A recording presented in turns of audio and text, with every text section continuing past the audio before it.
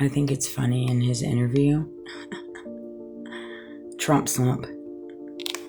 There's actually a terminology in different industries called the Trump slump. Yeah, we're all in the Trump slump a little bit. I think we're all in our own little Trump slump. I would agree. Network unstable. Yeah, I bet. I used to be in the Trump slump. I'm no longer in the Trump slump. Not by any means. Trump is in his own slump. With all of his friends and all of his peeps. And if you in the Trump slump, you in the Trump slump. You ain't got to be in the Trump slump. You ain't got to be. By any... No, you don't. You have choice not to be in the Trump slump. You truly do.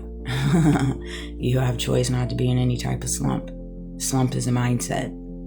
They want you to think you're in a slump. They want you to think you're in a slump. It's all mind over matter, man.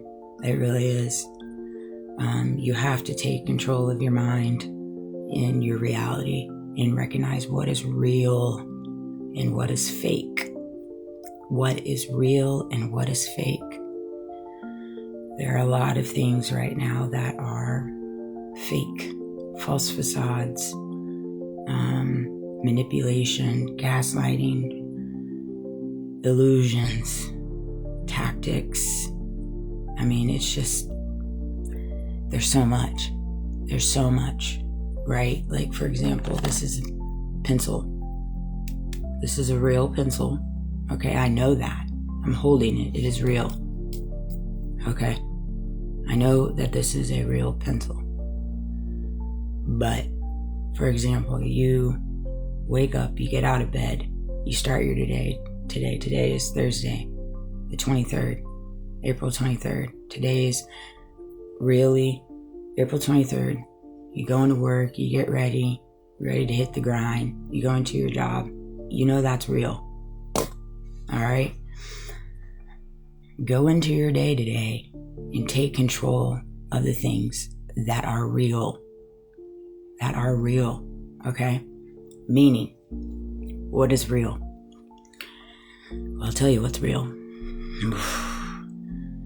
Your morals, your values, your integrity, your grace, your mercy, your dignity, your ethics.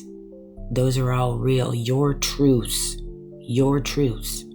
all real things.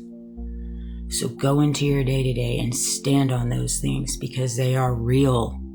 They are real. Do not allow the world filled with fake things dictate your trajectory of today and your actions and your thoughts. Okay? You have control of those.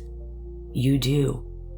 Because what's happening right now is we have people taking advantage of the reality of what is true and not true in all various parts of this world, everywhere, from top to bottom, middle, side to side, all different, from poverty to middle class, to the top, to the elites, to the government, to the local law enforcement, to the state law enforcement. I mean, everything, all different businesses, to your family, to your friends. I mean, it's everywhere. It's so everywhere. And the only thing that is real right now is you and what you know is real. And truth be told, it's God's unveiling everything to show you what is real in reference to Him and who Jesus is and what He did on the cross. And the true truths of Christianity, of faith, of who God is, you know? And you know that. You do. I know that, you know? So often in my day, I see people try to take advantage of the truth. It's like, golly, you're just hurting yourself. You're not hurting me, I can assure you of that. You're not hurting me. Not by any means. I hate that you're trying to. I don't know why People don't understand when you try to do that to anyone, whether that be me or you or whatever it is you're walking through. When you go into this world and you try to take advantage of the actual reality of the truth, of the existence of truth, you're just setting yourself up to fail. In the false facade, you're going to end up having to live in your fake truth. And so it's really, it's sad. It's extremely sad. And it's, if we don't get more people on the bandwagon, in reference to understanding this and what's truly transpiring around us, but because we're all, like Hannah said, we've all kind of been under a tooling prayer, a tooling ritual in different ways. And that's kind of what the mechanics of Charlie Kirk and everything that they rolled out in the assassination and the investigation and everything that's going on right now. And it's crazy to me because I now have an understanding of why God has maneuvered everything the way that it has and why he's allowed it, because I have been put through this far longer than everyone that's now waking up to it since Charlie Kirk's assassination, because everything that they did to Charlie and are now pushing out into the world in this sphere is something that I've walked through my entire life in different ways, with the players that have played their part in my little Truman Show. And so it's one of those things that I have a lot of different gifts in being able to see these things in the makings of how they're being propositioned, I guess would be the best way to put it.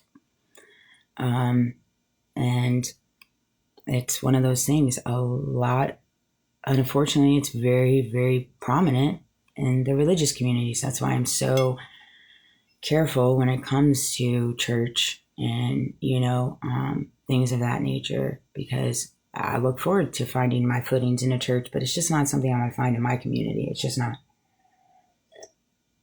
That's why I've really honed in on finding the church within myself.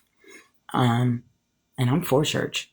I really am. And it breaks my heart to see what we've done within the church, and how we've just misled people in the church in false teachings, false prophecies, and taking God's role and repositioning it as if we are God and we are here to spread the good news and the good works of God as if we're God, but it's at the hands of other people suffering and taking advantage of the system and not living on the same ethics that God lived on. How can you consider yourself a righteous person and somebody that was sent here by God to do God's work and to spread the good news when you're not living by the same standards of God? How do you not find that to be hypocritical in the nature of whatever it is you're doing? How do you not find that to be hypocritical? And so it's one of those things. I mean, again, agree to disagree. I'm entitled to my beliefs. I'm entitled to my understanding. I'm entitled to how I feel and my emotions. I'm entitled to walk through the reality of life the way that I do, because it is my life. It is not anybody else's life. It's my life that God gave me. God gave me to live and uphold and walk through it the way that I do, and not be controlled and walk in freedom, you see? And see, there's a lot of skewedness in that, and you can see that.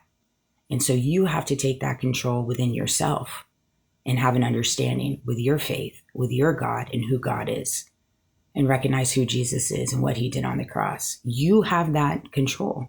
You surely do. And you do not have to be a pawn on anybody's board or on anybody's strings. And you move your pieces how you move them. I strongly suggest doing it morally, ethically, right. I strongly suggest doing that. I strongly suggest repenting. That would be a very good start. I pray for people to repent. I do. That's their way to freedom. It truly is. It truly is. But I love you guys, and I hope you have a great day.